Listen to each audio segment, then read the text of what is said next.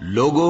اپنے پروردگار سے ڈرو جس نے تم کو ایک شخص سے پیدا کیا، یعنی اول اس سے اس کا جوڑا بنایا، پھر ان دونوں سے کثرت سے مرد و عورت پیدا کر کے روئے زمین پر پھیلا دیے۔ اور اللہ سے ڈرو جس کے واسطے سے تم ایک دوسرے سے حقوق کا مطالبہ کرتے ہو، اور قطع رحمی سے بچو، کچھ شک نہیں کہ اللہ تمہیں دیکھ رہا ہے۔ اور یتیموں کا مال جو تمہاری تحویل میں ہو ان کے حوالے کر دو، اور ان کے پاکیزہ اور عمدہ مال کو اپنے ناقص اور برے مال سے نہ بدلو، اور نہ ان کا مال اپنے مال میں ملا کر کھاؤ کہ یہ بڑا سخت گناہ ہے۔ اور اگر تم کو اس بات کا خوف ہو کہ یتیم لڑکیوں کے بارے میں انصاف نہ کر سکو گے، سوا جو عورتیں تم کو پسند ہوں، دو دو یا تین تین یا چار چار، ان سے نکاح کر لو۔ اور اگر اس بات کا اندیشہ ہو کہ کئی عورتوں سے انصاف نہ کر سکو گے تو ایک ہی عورت سے نکاح کرو یا باندی سے تعلق رکھو جس کے تم مالک ہو، اس طرح تم بے انصافی سے بچ جاؤ گے۔ اور عورتوں کو ان کے مہر خوشی سے دے دیا کرو، ہاں اگر وہ اپنی خوشی سے اس میں سے کچھ تم کو چھوڑ دیں تو اسے مزے سے کھا لو۔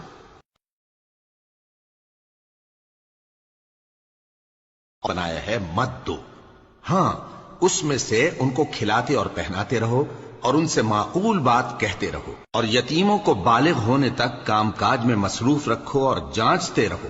پھر بالغ ہونے پر اگر ان میں عقل کی پختگی دیکھو تو ان کا مال ان کے حوالے کر دو، اور اس خوف سے کہ وہ بڑے ہو جائیں گے، یعنی بڑے ہو کر تم سے اپنا مال واپس لے لیں گے، اس کو فضول خرچی اور جلدی میں نہ اڑا دینا۔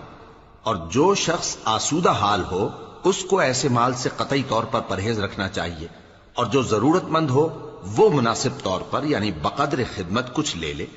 اور جب ان کا مال ان کے حوالے کرنے لگو تو گواہ کر لیا۔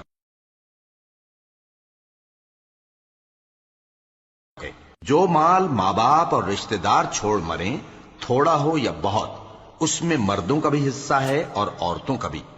یہ حصے اللہ کے مقرر کیے ہوئے ہیں۔ اور جب میراث کی تقسیم کے وقت غیر وارث رشتہ دار اور یتیم اور نادار لوگ آ جائیں تو ان کو بھی اس میں سے کچھ دے دو، اور ان سے معقول بات کہو۔ اور ایسے لوگوں کو ڈرنا چاہیے جو ایسی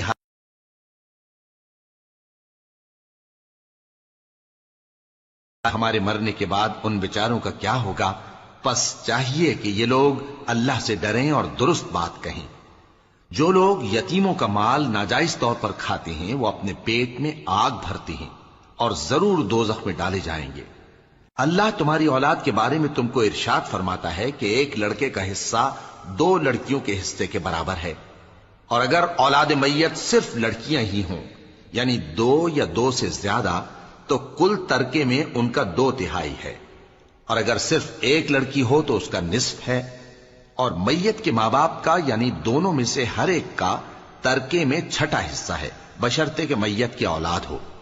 اور اگر اولاد نہ ہو اور صرف ماں باپ ہی اس کے وارث ہوں تو 1/3 ماں کا حصہ ہے، اور اگر میت کے بھائی بھی ہوں تو ماں کا 6واں حصہ ہوگا۔ اور یہ تقسیم ترکہ میت کی وصیت کی تعمیل کے بعد جو اس نے کی ہو یا قرض کے ادا ہونے کے بعد جو اس کے ذمے ہو عمل میں آئے گی۔ تم کو معلوم نہیں کہ تمہارے باپ دادوں اور بیٹوں اور پوتوں میں سے فائدے کے لحاظ سے کون تم سے زیادہ قریب ہے۔ یہ حصے اللہ کے مقرر کیے ہوئے ہیں، اور اللہ سب کچھ جاننے والا ہے، حکمت والا ہے۔